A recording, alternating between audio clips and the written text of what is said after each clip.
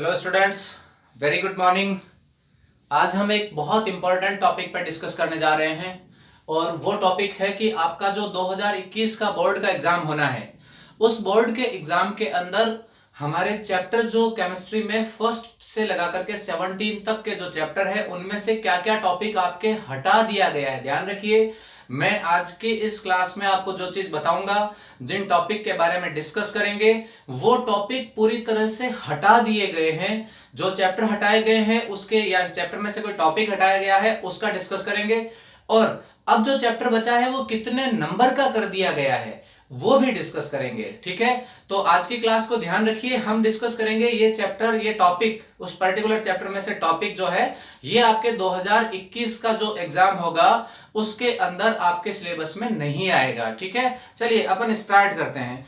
जो आपका पहला चैप्टर है सॉलिड स्टेट का, पहले वो 3 नंबर का था, अब उसको 4 नंबर का कर दिया गया है। और इसमें से क्या क्या हटाया गया, देखिए इलेक्ट्रिकल और मैग्नेटिक जो प्रॉपर्टी है, चुंबकीय और विद्युतीय जो गुण है, और लास्ट में परावैद्युतांक जो टॉपिक दिया हुआ है, ये पूरा पार्ट हटा दिया गया है। ठोसों में अपूर्णता या दोष तक का जो पार्ट है वो पूरा हमारे सिलेबस में है। सिर्फ ये इलेक्ट्रिकल प्रॉपर्टी और मैग्नेटिक प्रॉपर्टी और लास्ट में जो एक परावैद्युतांक जो टॉपिक दिया हुआ है, नया जो ऐड किया था पिछले साल, वो टॉपिक इस बार हटा दिए गए हैं। ठीक है, दूसरा जो चैप्टर आता है हमारा सॉल्यूशन का, ये भी पहले 3 नंबर का था, अब देखिए 4 नंबर का कर दिया गया है। और ये चैप्टर भी लगभग वैसा पूरा चैप्टर है, थोड़ा सा जो लास्ट का पार्ट है, एक तो एब्नॉर्मल मोलर मास, असामान्य मोलर द्रव्यमान, और वान हॉफ कांस्टेंट, जो वान हॉफ गुणांक वाला टॉपिक है, लास्ट का छोटा सा पार्ट है, वो हटाया। बाकी पूरा चैप्टर है हमारे कोर्स में, ध्यान रखिए 3 नंबर में से अब इसको 4 का कर दिया गया है।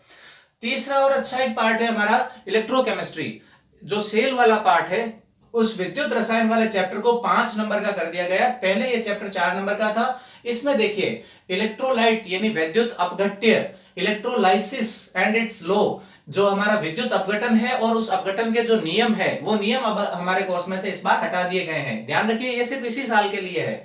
और इलेक्ट्रोलाइटिक और इलेक्ट्रोकेमिकल सेल, ये जो हमारे जितने भी प्रकार के सेल हमारे कोर्स में है, electrolytic, electrochemical, Daniel cell, primary cell, secondary cell और फ्यूल सेल, ये पार्ट हमारे कोर्स में से हटा दिया गया है। और पीछे जो चैप्टर बचा है उस चैप्टर को 5 नंबर का चैप्टर रखा गया है। यानी नर्स्ट इक्वेशन वाला जो पार्ट है वो पार्ट अब बहुत ज्यादा इंपॉर्टेंट हो गया है। इस क्लास के बाद में ध्यान रखिए, मैं एक बार आपकी वो क्लास भी लूंगा जो टॉपिक्स हमारे पिछले सालों में आए हैं, हमारे पुराने पेपर्स में क्या क्या हुआ है और अब आपके सिलेबस में क्या बचा है, उस पर क्या चांस बनते हैं, उसकी भी हमारी कंटिन्यू हम क्लास लेंगे। आप कंटिन्यू हमारे चैनल पे ये चीजें देखते रहिएगा, आपको निश्चित रूप से बहुत अच्छा बेनिफिट मिलेगा। चलिए चौथे चैप्टर के बारे में अगर अपन बात करें, केमिकल काइनेटिक्स, तो काइनेटिक्स के अंदर देखिए ये चैप्टर पहले 4 नंबर का था, अब 5 नंबर का कर दिया गया है। Effect of temperature on rate of reaction, जो अभिक्रिया का वेग है उस पर ताप का प्रभाव क्या होता है वो हटा दिया गया है। और एक्टिवेशन एनर्जी यानी जो सक्रियण ऊर्जा है वो, और एक आरएनएस थ्योरी, आरएनएस का सिद्धांत है, उसमें भी वो ताप परिवर्तन होता है, एक उसका डेरिवेशन है, वो हटा दिया गया है। दूसरा theory of rate of reaction, rate of reaction का जो सिद्धांत है उसका सिर्फ इंट्रोडक्शन हटाया है। यानी ध्यान रखिए, जो शून्य कोटि की अभिक्रिया, उसका वेग स्थिरांक, प्रथम कोटि की अभिक्रिया वेग स्थिरांक, ये हमारे जो 4 डेरिवेशन है ये हमारे कोर्स में है, उसको नहीं हटाया गया, सिर्फ इसका एक इंट्रोडक्शन हटाया, ध्यान रखिए। और एक इंटरमीडिएट कंपाउंड और बीच में जो एक लास्ट में कोलिजन थ्योरी, जो टक्कर सिद्धांत है, उसको इस बार हटा दिया गया है और ये चैप्टर 5 नंबर का है। यानी कि रेट लॉ और जो शून्य कोटि की अभिक्रिया और प्रथम कोटि की अभिक्रिया, zero order reaction, first order reaction, molecularity, order of reaction and molecularity, बहुत अच्छे टॉपिक है। चैप्टर छोटा कर दिया गया और 5 नंबर का कर दिया गया है। ऐसा चैप्टर है कि इसमें आपको 5 में से 5 पूरे नंबर मिल सकते हैं, इसलिए बहुत ध्यान से पढ़िए। वैसे हम लोग सारे सिलेबस करेंगे और बहुत जल्दी हम लोग अब इस पे काम करना शुरू कर देंगे। हालांकि हम लोग सॉल्यूशन पे तो पहुंच गए काफी आगे तक, अब बाकी की जो चैप्टर बचा है, हमारी कोशिश ये रहेगी कि पहले जो आपका रिमेनिंग सिलेबस इस बार बोर्ड में आना है वो हम पहले करेंगे और बचे हुए टॉपिक को अपन बाद में लेंगे। ठीक है, अगला एक अच्छा चैप्टर है सरफेस केमिस्ट्री।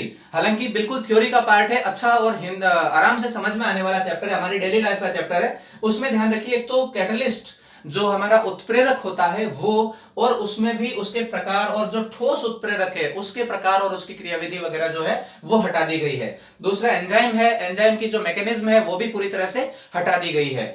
इसके अलावा जो इमल्सन लास्ट टॉपिक है हमारे चैप्टर का, जिसको हम लोग इमल्सन बोलते हैं या पायस बोलते हैं, पायस और पायस के प्रकार और उसके उदाहरण है, वो पूरी तरह से यहाँ से हमारे कोर्स में से इस साल के लिए हटा दिए गए हैं और ये चैप्टर 5 नंबर का कर दिया गया है। छठा जो चैप्टर होता है हमारा मेटलर्जी, छठा पार्ट 2 नंबर का था, वो पूरी तरह से हटा दिया गया है, यानी इस साल हमारे मेटलर्जी में से कोई क्वेश्चन नहीं आएगा।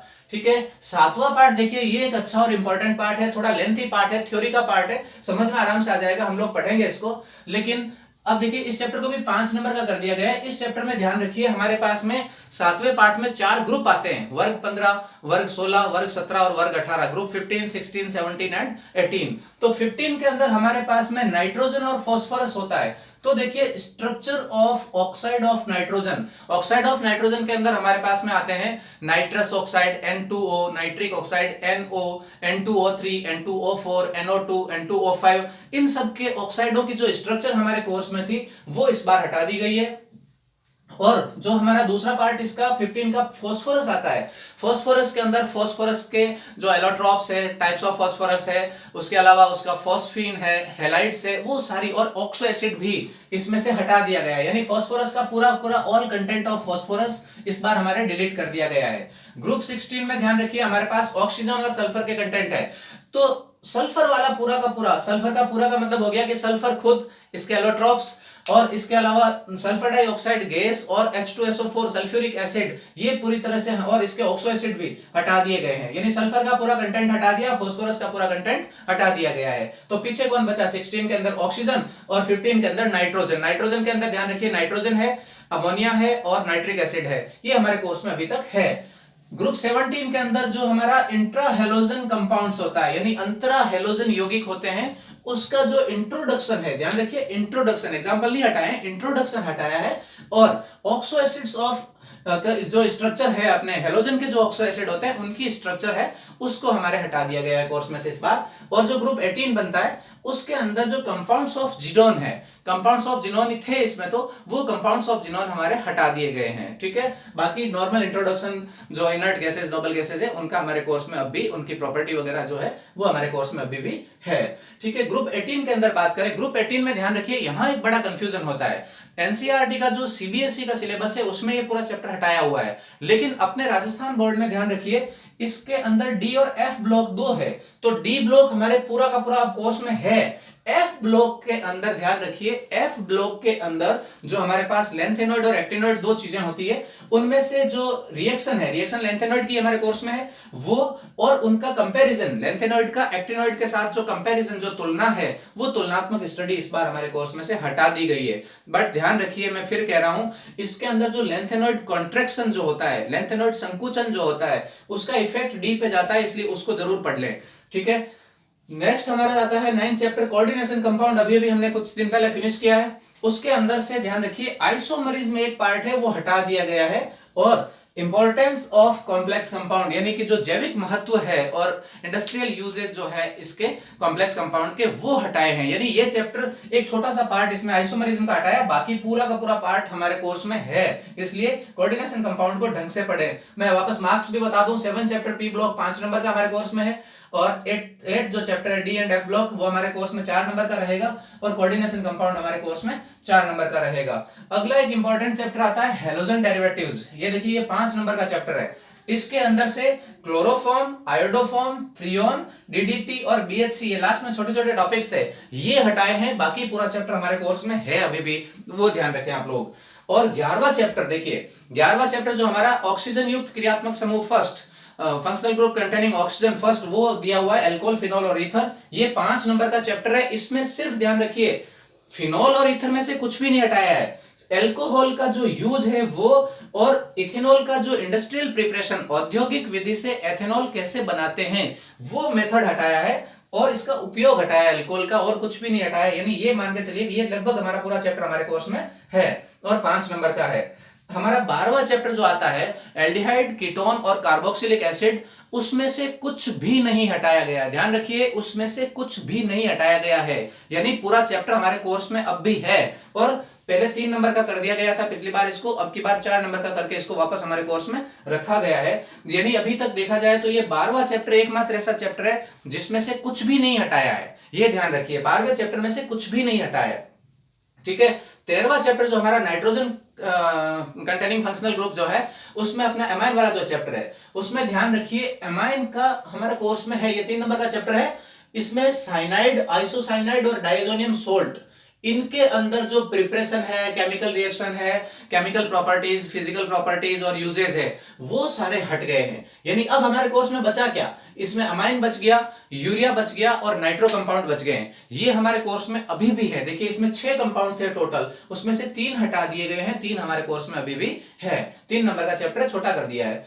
जो 14 और 15 चैप्टर थे, बायोमोलिक्यूल्स और पॉलीमर्स, ये चैप्टर मैंने पहले भी बोला था, ये कंप्लीटली आपके कोर्स से हटा दिए गए हैं। इस बार इनमें से कोई क्वेश्चन हमारे नहीं आना है। और 16 चैप्टर जो है हमारा स्टीरियो केमिस्ट्री, ये 3 नंबर का चैप्टर है, पहले भी 3 का ही था, अब भी 3 का ही है। अब इसमें देखिए एक तो जो सोहर्स और न्यूमैन प्रोजेक्शन है हमारी आइसोमरिज्म के पार्ट में, वो और कंफर्मेशन ऑफ इथेन और confirmation isomerism in ring system, ये पार्ट हमारा हटाया गया है। और इंपॉर्टेंस ऑफ स्टीरियो केमिस्ट्री, ये भी हमारा हटा दिया गया। यानी ये तो यूजेस की जैसे हो गया, उसका इंपॉर्टेंस क्या है। और बाकी नॉर्मल देखा जाए तो सोहर्स, न्यूमैन प्रोजेक्शन और इथेन का जो प्रोजेक्शन था वो हटाया है, और एक confirmation isomerism in ring system छोटा पार्ट है, वो हटाया गया है। यानी स्टीरियो केमिस्ट्री का बड़ा पार्ट अब भी हमारे कोर्स में है, वो ध्यान से पढ़िए। आगे भी अपना बेसिक में जीओसी में काम आने वाला चैप्टर है, इसलिए इसको ढंग से पढ़े। और लास्ट जो चैप्टर हमारा डेली लाइफ के अंदर जो हमारी केमिस्ट्री काम आती है, वो भी इस बार पूरा हटा दिया गया है। यानी कि पूरी तरह से जो कंप्लीट चैप्टर हमारे हटाए गए हैं, वो ध्यान रखिए। एक तो छठा पार्ट मेटलर्जी वाला, और 14 बायोमोलिक्यूल, 15 पॉलीमर और 17 केमिस्ट्री इन एवरीडे लाइफ, ये 4 चैप्टर हमारे पूरी तरह से हटा दिए गए हैं। इनमें से कुछ भी हमारे सिलेबस में इस साल नहीं रहेगा। 12वें चैप्टर में से कुछ भी नहीं हटाया गया है, और बाकी जो जो चेंजेस था मैंने आपको बता दिया गया है। ये केमिस्ट्री की क्लास का है, 10th के लिए भी और अदर सब्जेक्ट के लिए भी। मैं आपसे इसी टाइप से अलग अलग सब्जेक्ट वाइज आपको वीडियो बना करके अपडेट सिलेबस अब क्या रहना है उसके बारे में आपको अपडेट देता रहूंगा। इसके लिए आप हमारे चैनल को सब्सक्राइब कर लें और इसको लाइक और शेयर ज्यादा से ज्यादा करें, ताकि आपको आगे की सूचनाएं मिलती रहे। Thank you.